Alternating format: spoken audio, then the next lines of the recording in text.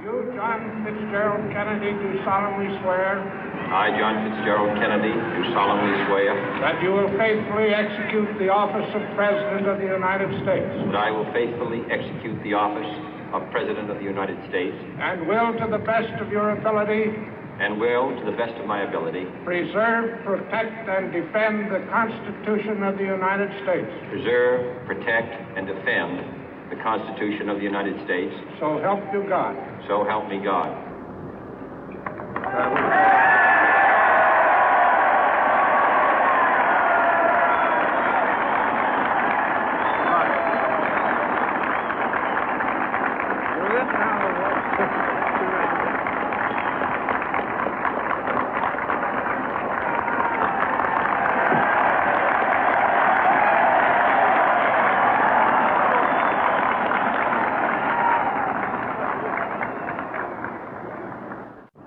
Vice President Johnson, Mr. Speaker, Mr. Chief Justice, President Eisenhower, Vice President Nixon, President Truman, Reverend clergy, fellow citizens.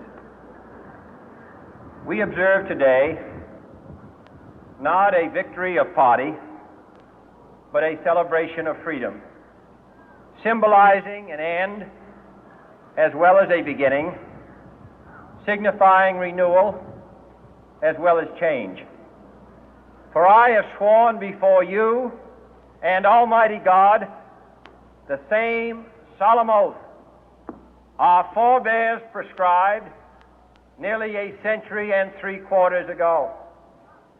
The world is very different now, for man holds in his mortal hands the power to abolish all forms of human poverty and all forms of human life.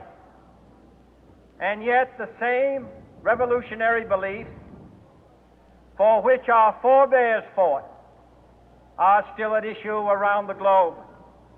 The belief that the rights of man come not from the generosity of the state, but from the hand of God. We dare not forget today that we are the heirs of that first revolution. Let the word go forth from this time and place to friend and foe alike that the torch has been passed to a new generation of Americans born in this century, tempered by war, disciplined by a hard and bitter peace, proud of our ancient heritage, and unwilling to witness or permit the slow undoing of those human rights to which this nation has always been committed and to which we are committed today at home and around the world.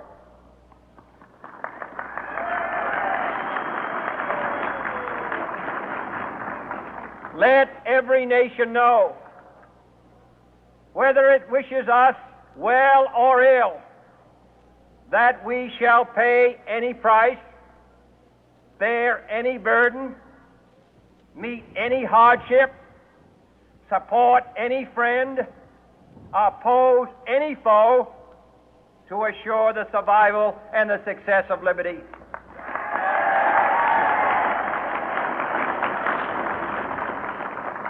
This much we pledge and more.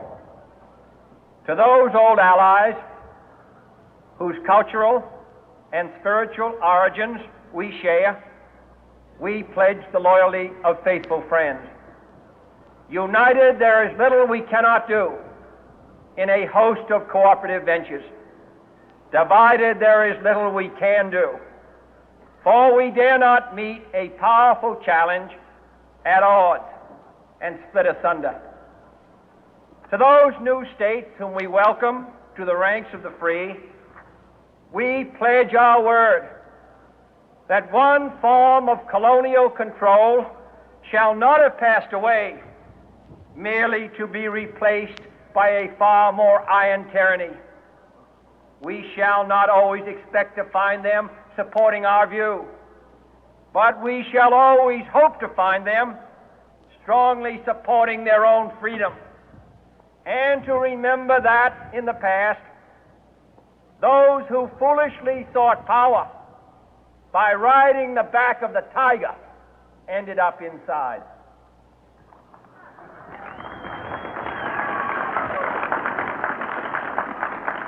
To those people in the huts and villages of half the globe struggling to break the bonds of mass misery, we pledge our best efforts to help them help themselves for whatever period is required, not because the communists may be doing it, not because we seek their votes, but because it is right.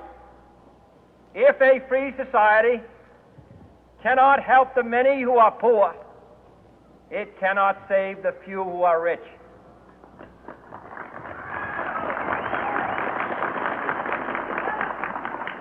To our sisters